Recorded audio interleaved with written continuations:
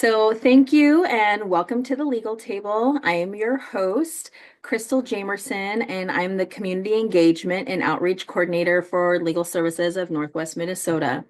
The Legal Table was created to educate you on your rights and responsibilities, along with introduce you to community organizations that have resources to help you along the way. Today, we're going to be talking about social work in Minnesota. And this is a little bit different of a topic. Normally, we talk about the legal laws in Minnesota, but we also want to make sure to talk about the social workers. As you know, social work is essential because it ensures that individuals and families receive the support they need to overcome challenges and improve their well-being. Social worker advocates, they advocate for, vulnerable populations. They provide critical resources. They help navigate tons of social systems that are pretty complex. And their work, they really strengthen communities by promoting fairness, dignity, and equal access to many different services. So presently, we're trying to make sure that the people in the counties that we serve are aware of their options and the resources for its community members. Um, as you know, Legal Services of Northwest Minnesota, we serve 22 counties. We have 3 offices in the area where we assist clients in navigating the justice system and provide services for low-income individuals with their civil legal needs. Outside of providing full representation for a client, we have legal kiosks in about 87 locations in our service area that provide assistance with virtual courts, legal documents. We also have a justice bus, which is our mobile clinic that allows you to go into the community where transportation is limited to provide legal assistance. We also have self-help clinics to help with the do-it-yourself court forms. And basically, we're just hoping to bring you more information on civil legal topics throughout the year. So make sure you continue to join us and pass along the information to coworkers and clients. With that being said, I want to introduce our guest today. We have Kylie Sanders from Legal Services of Northwest Minnesota. We have Erica Boyer-Kern from Southern Minnesota Regional Legal Services, and we have Deb Nagel from Sanford Health Pediatric Specialty Clinics. So real quick, just a couple of house rules. Please make sure to put all of the questions in the chat, and we'll get to them at the end of each presentation. That allows all of our presenters to present in time. Also, this is a quick hour-long meeting, so if you'd like more information, each panelist will have their information listed at the end of the meeting. This meeting will be available on YouTube channel by the end of the week, so if you have coworkers that were unable to make it, please make sure to check out our channel. And I believe that is all that we have so far as the house rules. So without further ado, we will go ahead and turn the mic over to Kylie. And I'm going to go ahead and stop sharing my screen. All right, I will get my screen up on here.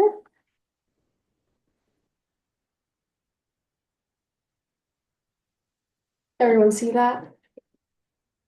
Yes, Yep. there you go. Perfect. Perfect. Okay, so obviously we're going to be talking about social work and legal services. So before we kind of get into that, I'll kind of give you a little rundown of who am I. So my name is Kylie, and I am currently a social work intern here at Legal Services. I am an undergraduate working to obtain my bachelor's in social work and psychology from Concordia College here in Moorhead.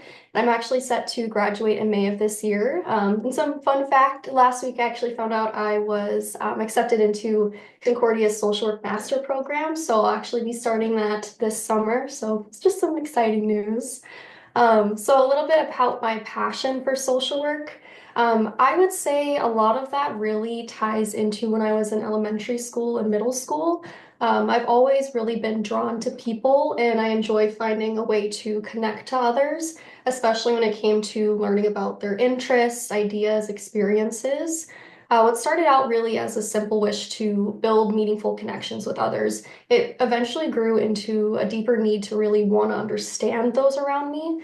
I wanted to know how their experiences shaped who they were, their goals, their dreams. And as I began to understand others' emotions and their stories, I realized that this drive was really tied closely to my own journey of wanting to understand myself and my own experiences, especially when it came to my own mental health.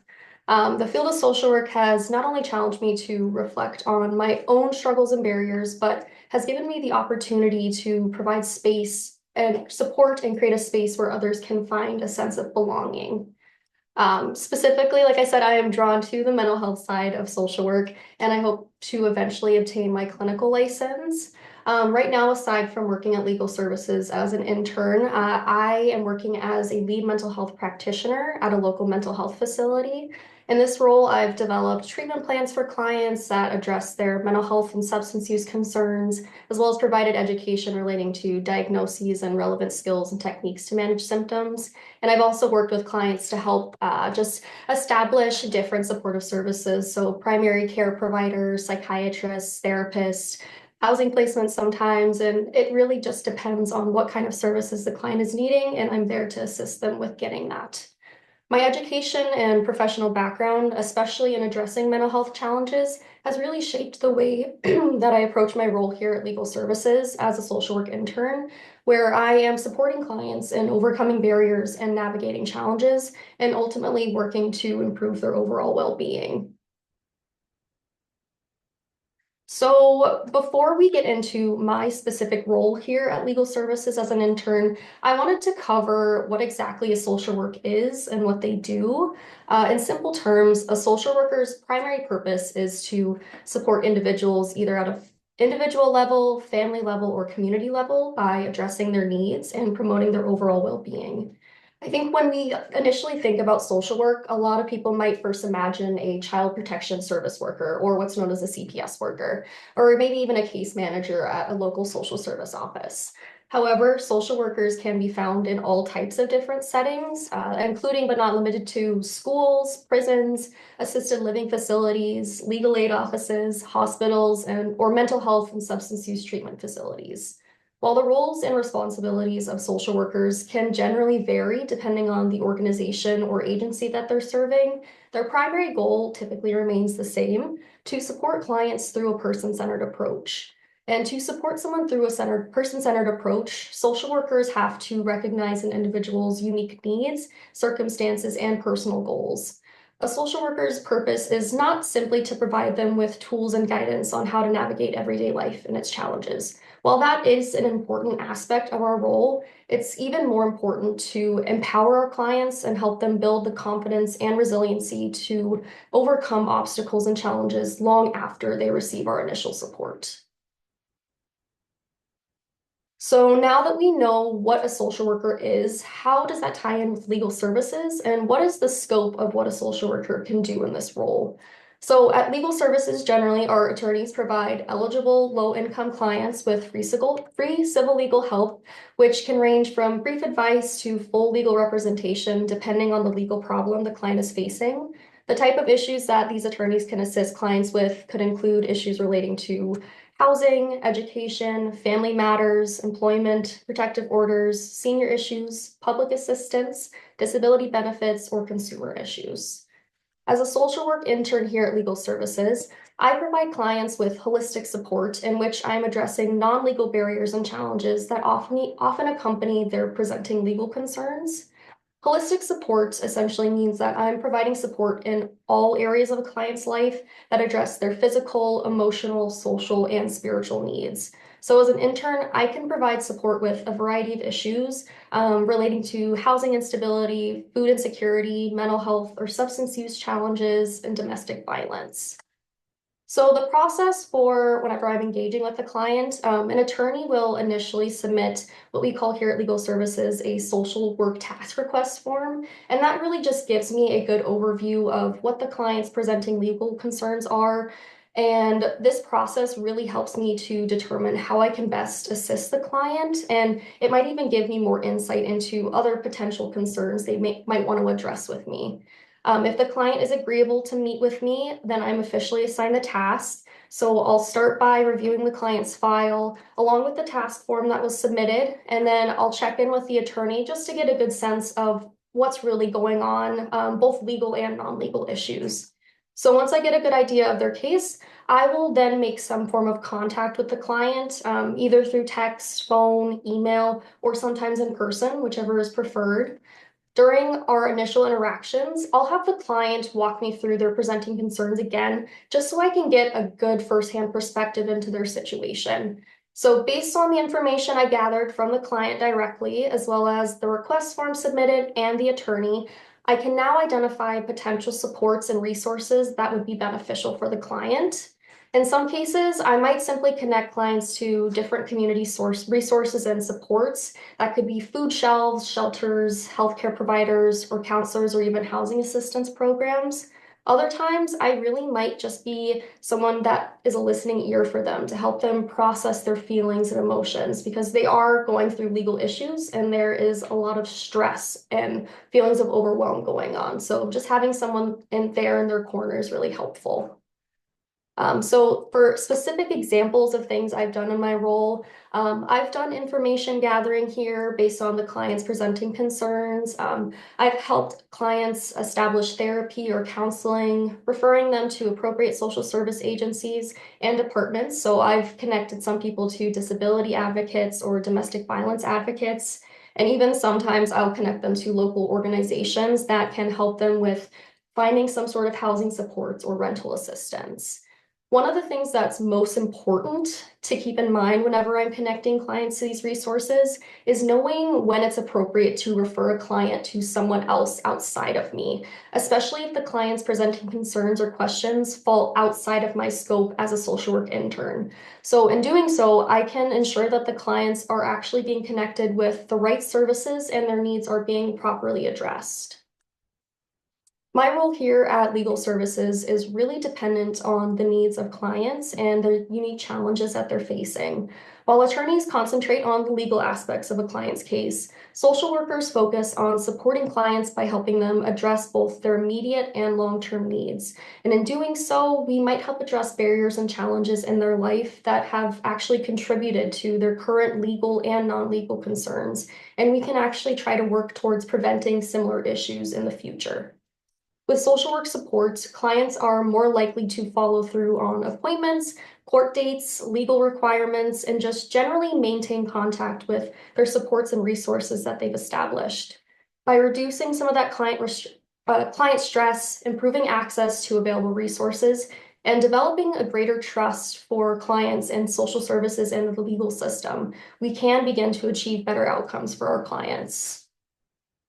And during my time here at Legal Services, it's really reinforced the role that social work intervention plays in legal services and how important it is to develop strong connections with our clients, especially with building trust and understanding their individual needs. These relationships are essential to create positive change in our community, bridge the gap to access legal aid, and ensure that our clients receive the help that they need when they need it. I am really grateful for the opportunity I've been given to apply the skills I've learned here as a social work student in legal services, and I know that this experience will be really beneficial to guiding me in my future work as a licensed social worker. My time here has shown how important it is for our community to have proper support in addressing legal concerns and how having legal and non-legal support simultaneously can really create such a positive impact for our clients and their overall well-being. Thank you. Thank you so much, Kylie. It's been really, really a pleasure to be able to have a social worker inside of our office because there's so many times where at legal services we address one barrier, say someone's getting a divorce, and we've addressed that. We're like, okay, we've helped you out with your divorce. Thanks so much. And they go out the door, and it's like, okay, well, now I don't have a home to go to. And I haven't had a job in 10 years, so I don't know exactly what to do, or I've had this criminal record and like what am I supposed to do afterwards? So um it's it's amazing to be able to have both of those legal services and social work together so that we're not leaving people destitute after fixing one barrier, but we're also able to assist them with multiple barriers. Hopefully, by doing that, it's not a client that's a repeat client because we've taken care of them the first time. So I'm really, really happy that you're on our team, Kylie. And yeah, it's definitely made a difference in our office in Moorhead, and hopefully we'll be able to expand and grow on that as time comes on. All right. So thank you again, Kylie. We are going to go ahead and move on to our next guest with us today, which is Erica. Erica, go ahead and take it away.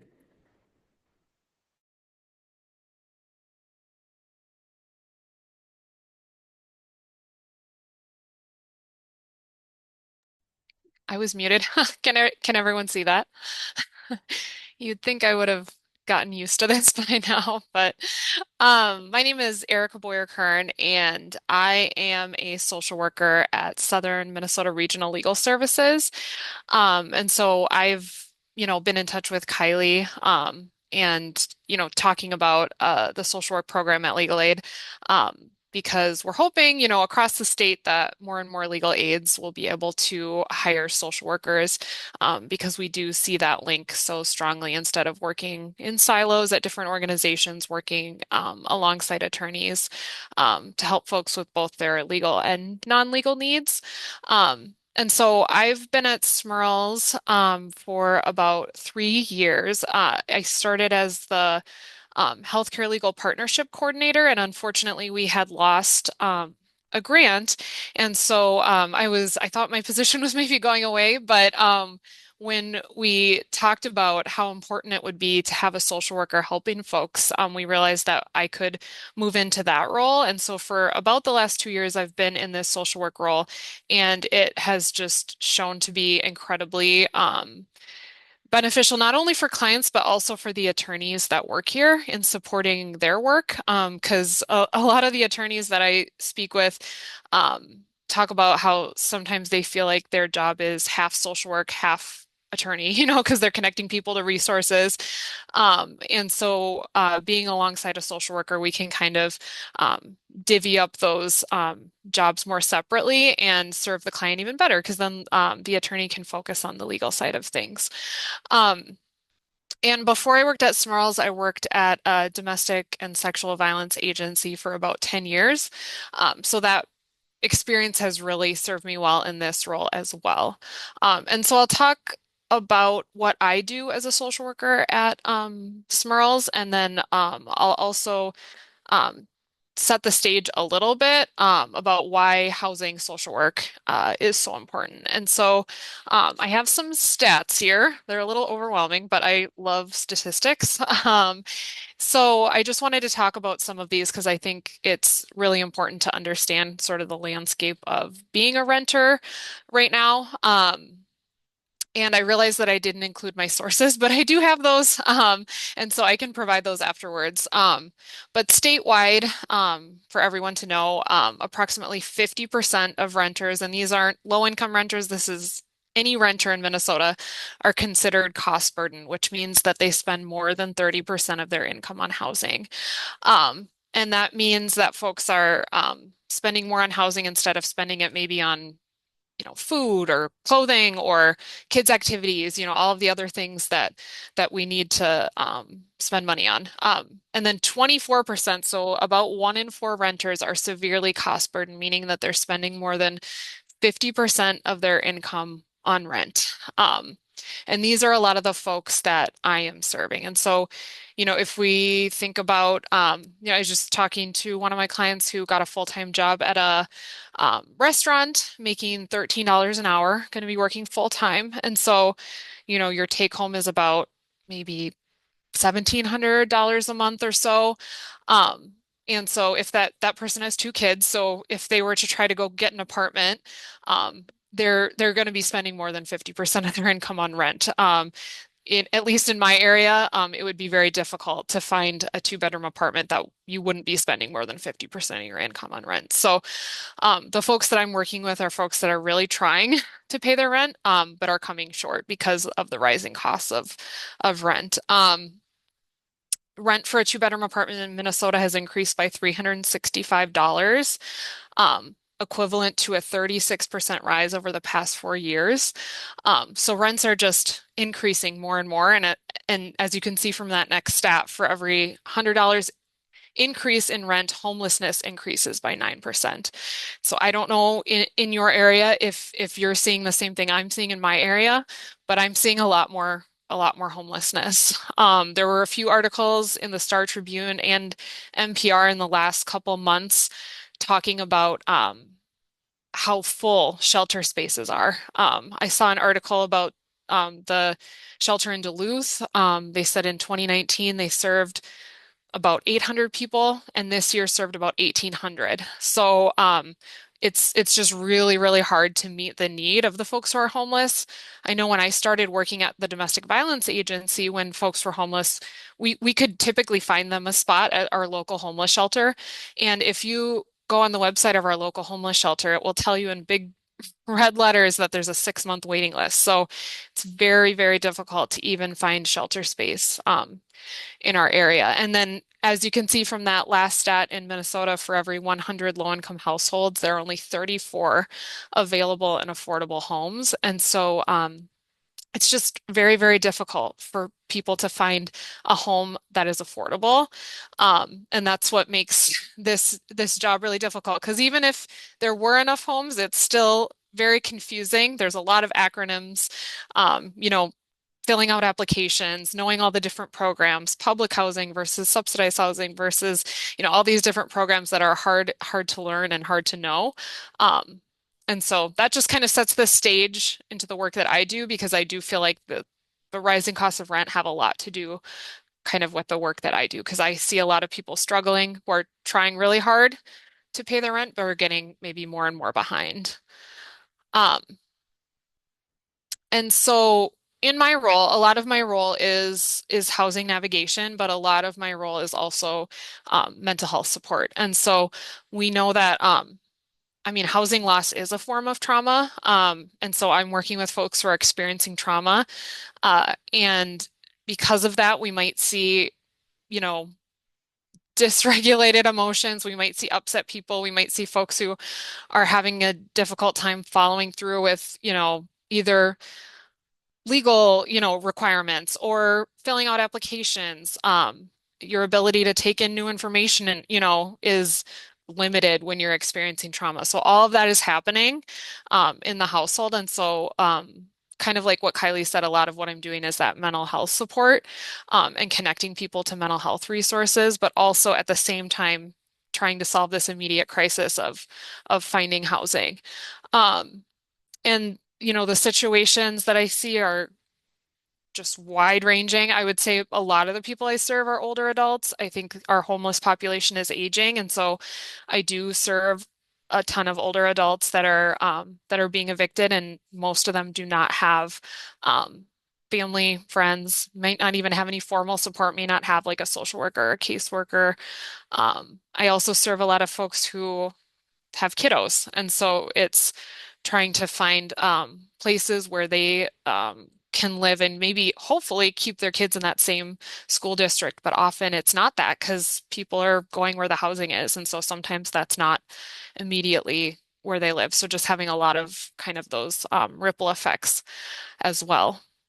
Um, and so when I'm working with someone, it usually gets referred to me through either our eviction court, which is it's like a multi-county kind of initiative where anyone being evicted is going to the kind of the same uh, court hearing.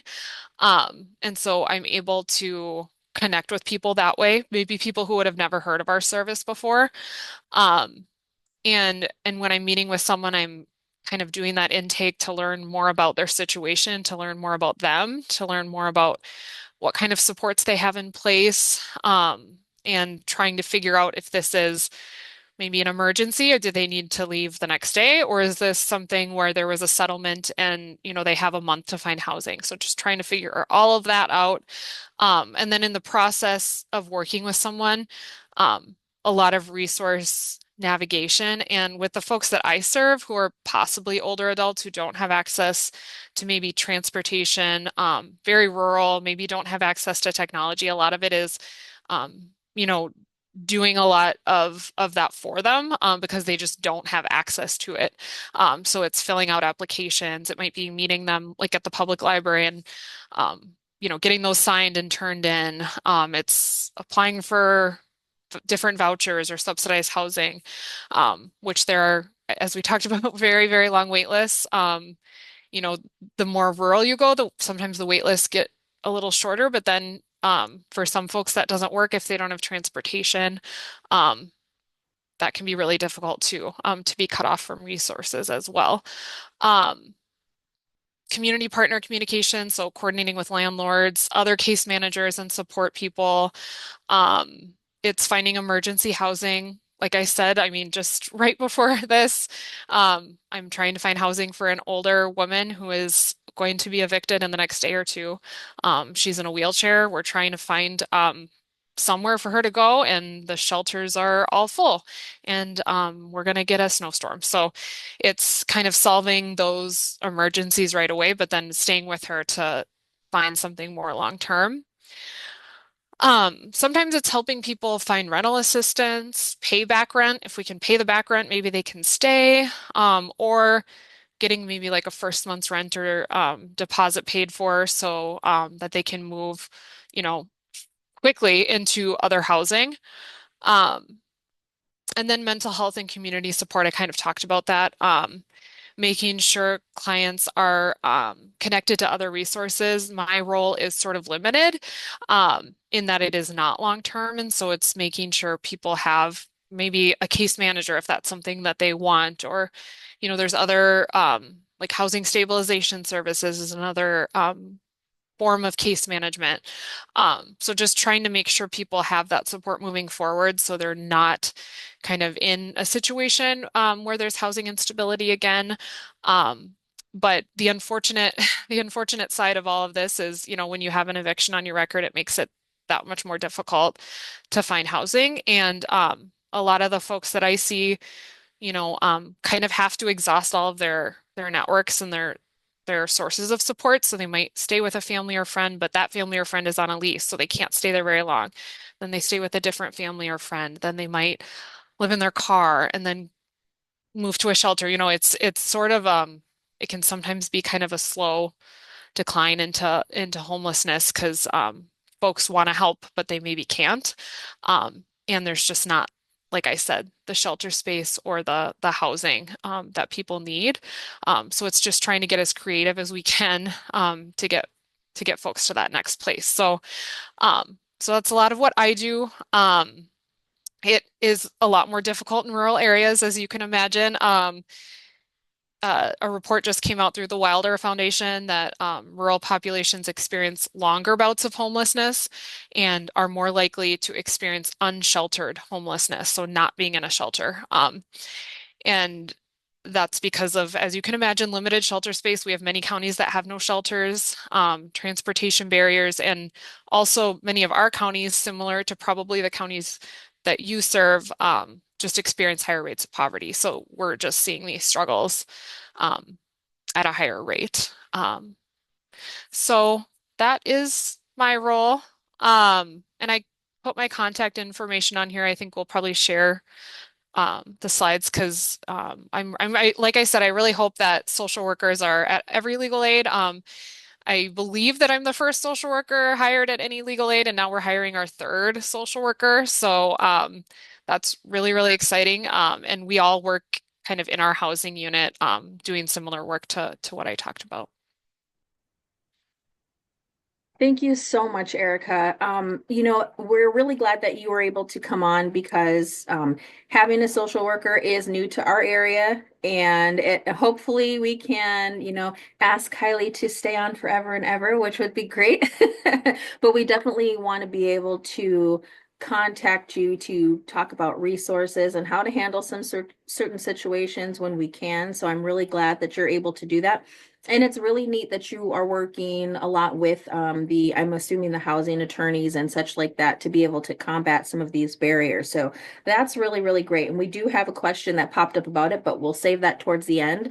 As a reminder, if anyone has any questions, please pop them into the chat. We're broadcasting on a couple of different platforms, so I'm checking chats just to double check.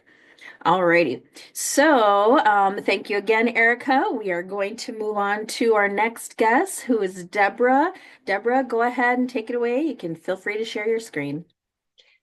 Hi, everyone. Can you hear me okay? Yes, good to All go. right. I will wait a moment to share my screen. I will tell you a little bit about who I am first. My name is Deborah. I go by Deb Nagel. I am a social worker at Sanford Clinics here in Fargo. I have a bachelor's degree in social work from UND, and I'm licensed to practice in both North Dakota and Minnesota.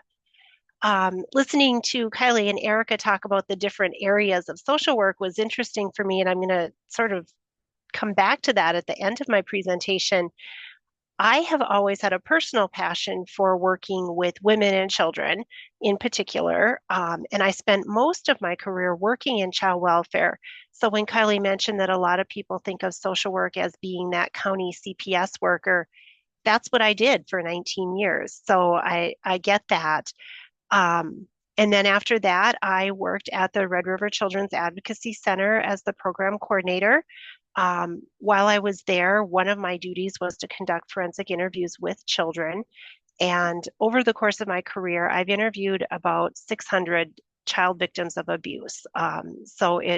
It's it had reached a point after 23 years in those two systems where I was emotionally exhausted. I had felt that I'd seen enough of the worst of people and I needed a break. I needed a big change. So I came to Sanford.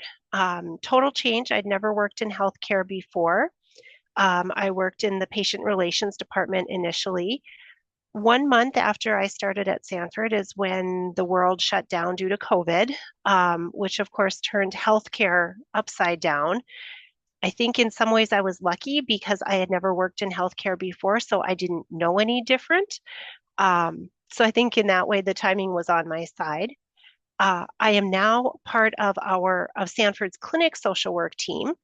So here at Sanford and Fargo, each of our primary care clinics has a social worker attached to the clinic.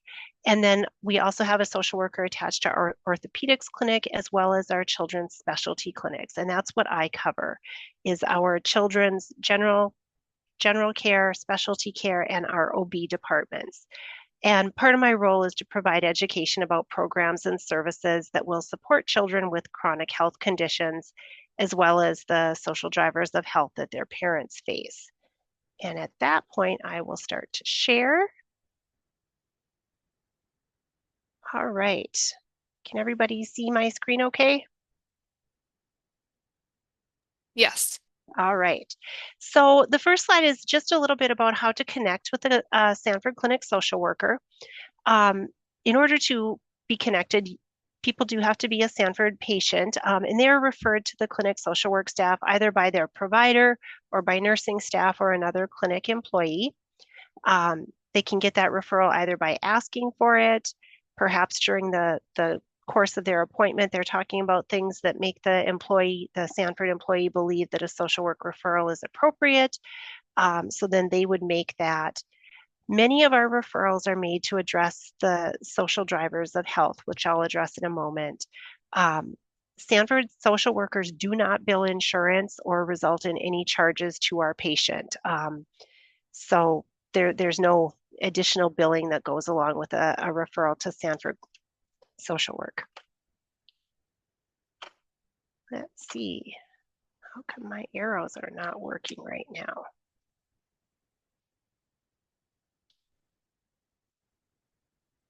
Sorry, guys. I don't know why my arrows. There we go.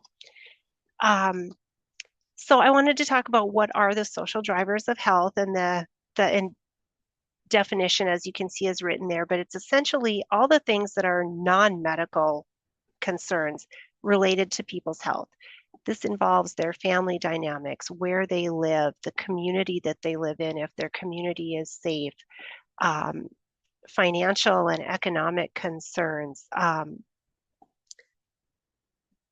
housing, transportation, just a wide variety of things, all of which come together to impact a person's health. So often these things include a lack of health insurance, lack of transportation, being homeless, which we've heard a lot about today, having inadequate income to meet your basic needs, lack of education or needing additional support to obtain education, lack of social support, interpersonal violence. Sanford serves a lot of rural communities, many of which lack resources, which Erica talked about as well. That does not only apply to housing resources, it applies to a variety of other resources. And then also just a lack of health literacy, which is the understanding what this condition means for you, why you need treatment, what that treatment looks like, and how to navigate these large health systems, which Sanford can be a little difficult to navigate for people. So that is what is meant by social drivers of health. What I do. So once a referral is made to Sanford Clinic Social Work, the first thing I do is reach out to the patient and complete a psychosocial assessment to determine what this patient's needs are. And what I almost always find is that the needs are greater than what the initial referral said. I may get a referral saying this patient needs help accessing transportation. It's rarely just that. It's often a variety of other needs. And so that's my role, is to help do a full assessment and determine what is going on in this patient's life. To educate the patient about the resources that are available and how to access them. Simply telling someone, well, there's this program and there's that program, is not helpful. People don't know where to start, especially when they're stressed, when they're under a lot of duress for a lot of reasons. If your child has just been given a concerning health diagnosis, your world is a little bit in turmoil. And so part of my role is to help people. How do you access this? Whether that's making a referral myself or sending them the application. There are some things that require the parent or patient to apply for. I can't do that for them. So to send them that application with a link or on paper, however they prefer, following up with them then to see if they have questions about it. If I can make a referral, I will certainly do that. And then to be available for continued support and follow-up, whether that's they reach out to me or I reach out to them to ask if they have any questions or if they were able to get that completed. And I had a much shorter presentation, or else I got nervous and talked fast. I'm not sure which. But I wanted to end, well, I guess before I do that, I would like to talk about social work in the medical setting. One of the other things that I do is help providers when they do have a need to make a report of child abuse or neglect. I don't typically report for my providers because I wasn't in the room. I didn't see what they saw or heard what they said, but I will help them with completing it. How do you complete it? Where do you complete it? What's the important information to be sure that you include? But I also wanted to talk about other medical settings. So I've been talking about Sanford Clinic in particular. Well, that's not the only medical setting that uses social work. Hospitals use social work. In a hospital setting, the role of a social worker often involves helping a patient discharge plan, knowing that you're going to leave tomorrow or the next day. These are the services and the things that you're going to need to have in place once you get home, helping to coordinate that for patients. Home health care is a big need, where once patients are back at home, they need equipment. They need perhaps PT. If you've had a knee surgery and you can't drive, you might need PT to come out to your house and help you with rehabilitation. If you've had surgery, you may need some nursing care, a variety of things like that. So home health care employs social workers. Nursing homes. Lots of people, unfortunately, have to go to a nursing home at some stage of their life. The role of a social worker in a nursing home is to help coordinate admissions, coordinating pay sources. Nursing homes are incredibly expensive. People that go there often cannot afford to self-pay for long. So then assisting in applying for medical assistance or Medicaid when that becomes necessary. Hospice care has social workers as well in coordinating services and the medical needs and home care as well as emotional support. So, a variety of different medical types of social work are out there.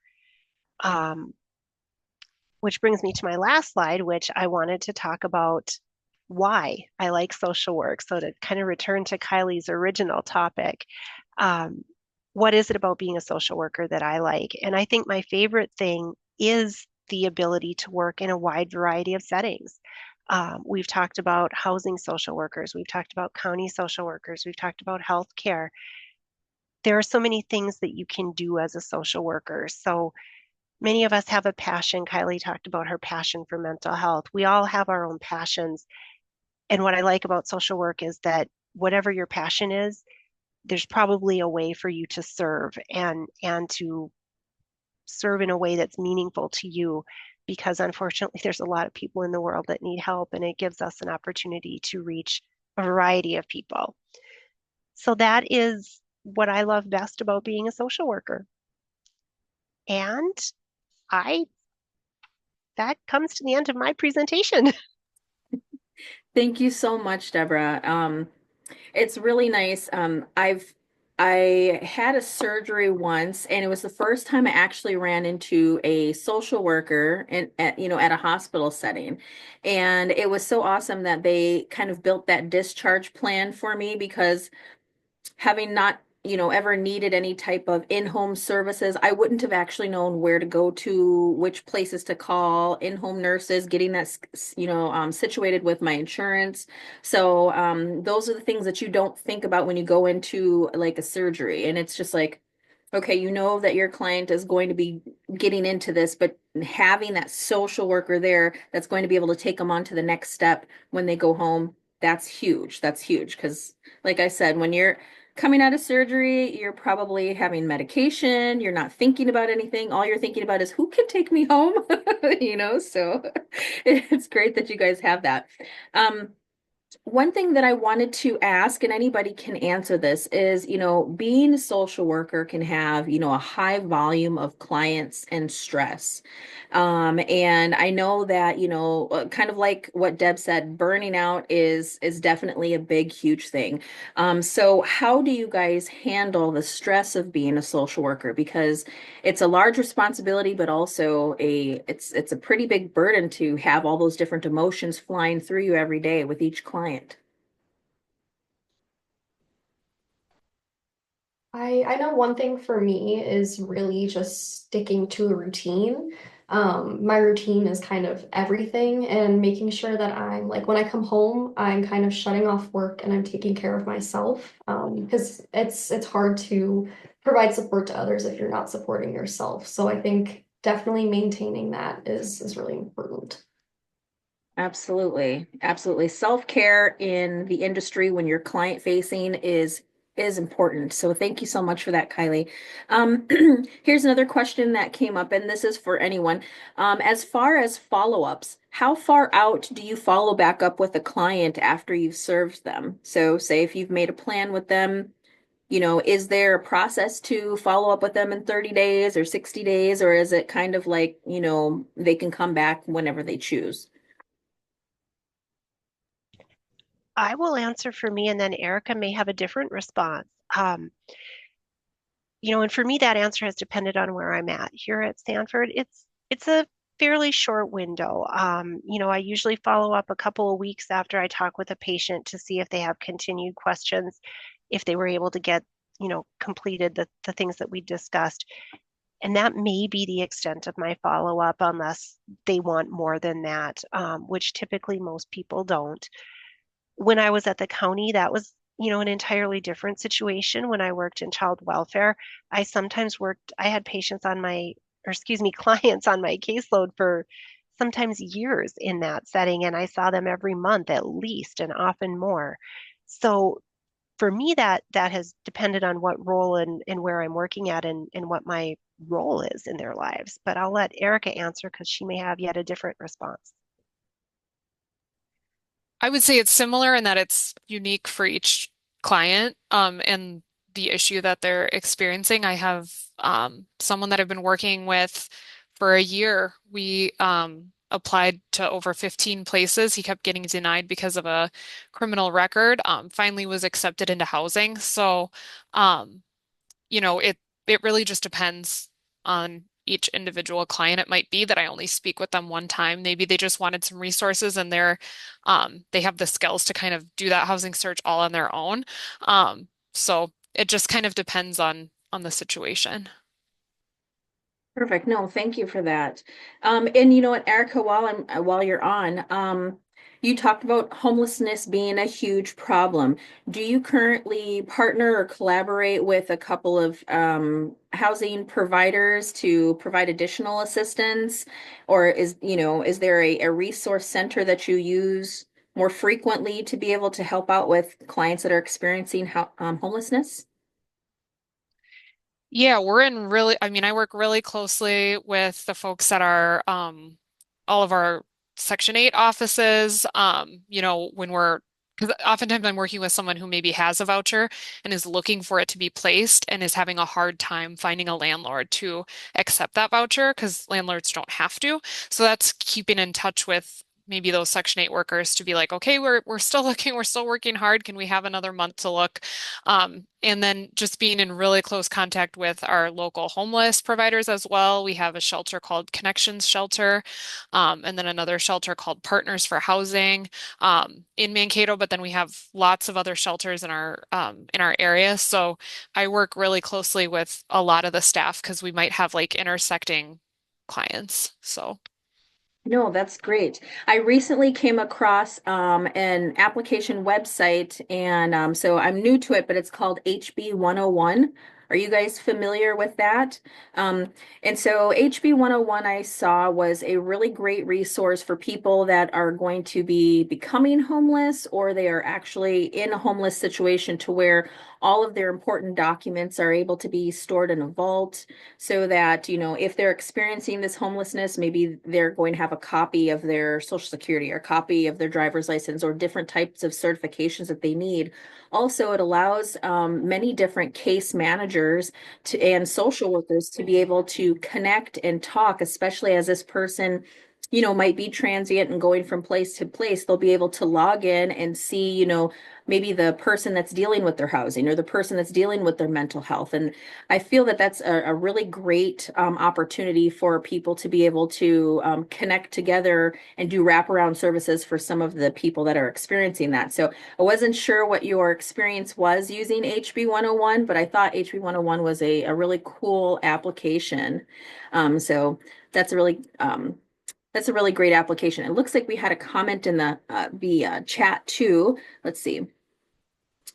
Based on the United States immigration crisis today for families and children's separation, how do the social workers support to the immigration clinic to the legal services?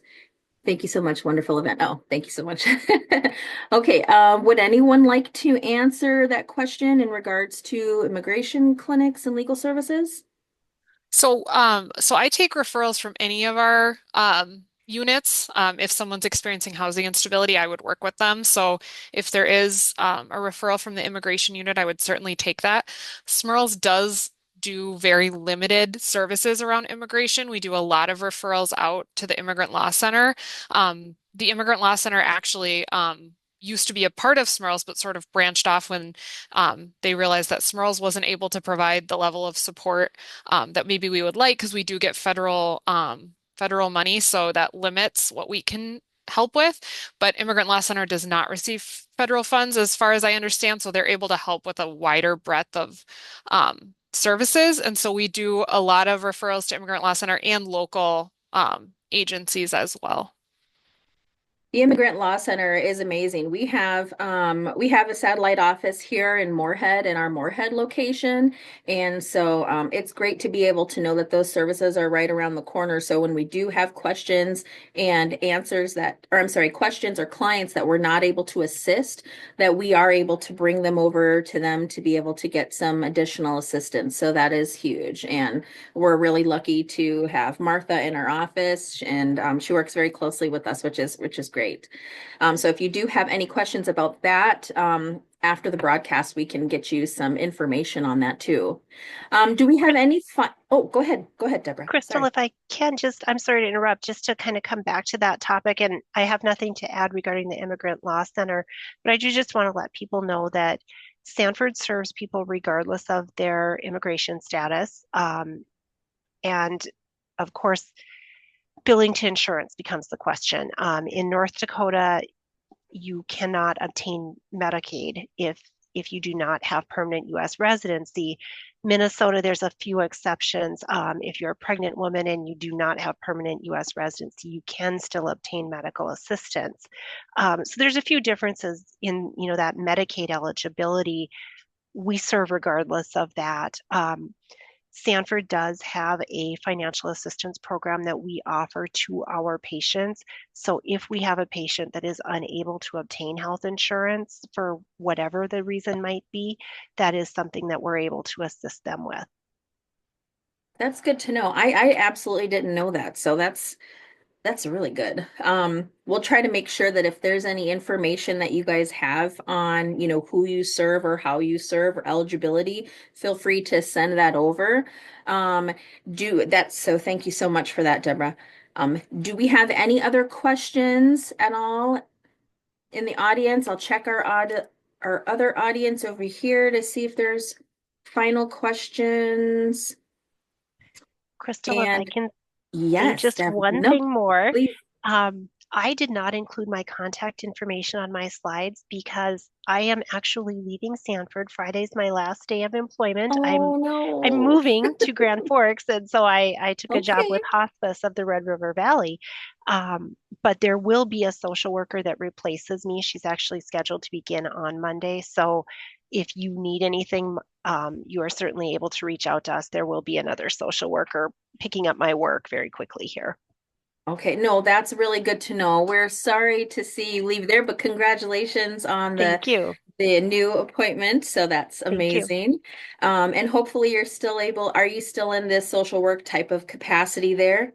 Yes, I will be doing Perfect. social work in that region of in the Grand Forks region. So Oh, that'll be good. moving, Well, if people are in our East Grand Forks area, because I know we have a lot of Minnesota residents, then you know where to go and who to contact if you need some services at hospice. So all right.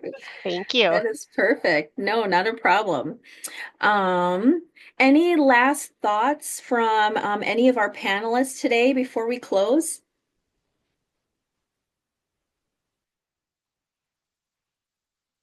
Alrighty. Well, what I'll do is I'm going to share my screen really quick. They'll try to respect everybody's time here, get you out on time. All right. Are you able to see my screen okay? Perfect. So I just wanted to thank everybody for attending the legal table. Um, if you have any type of questions or concerns, or if you want to get a hold of any of our organizations that were here today, please feel free to drop me an email or you can give me a call. My QR code is on there just in case you would like to make an appointment. I do Zoom calls, phone calls, all those different types. And then we can kind of meet and see what type of collaborative opportunities are available. Because of all of the social workers that we have on here, I know that they're probably always looking for different resources in the area to be able to send clients to and different referrals and different referral methods. So if you do have an organization out there that is looking to connect with some of these organizations, please let me know as well. And then I can make sure to make that warm hello so that you guys are able to get connected. Alrighty. I do want to thank all of our panelists today and the different organizations that they represent. Please feel free to come to our next legal table, which will be in May. I believe it's May 20th, and we will be learning all about disasters, disaster grants, disaster attorneys, what to do, disaster preparedness. So please join us at that presentation. And like I said, any questions, feel free to reach on out. I want to thank everybody for coming in today, and hopefully you have a great rest of week. All righty. Bye.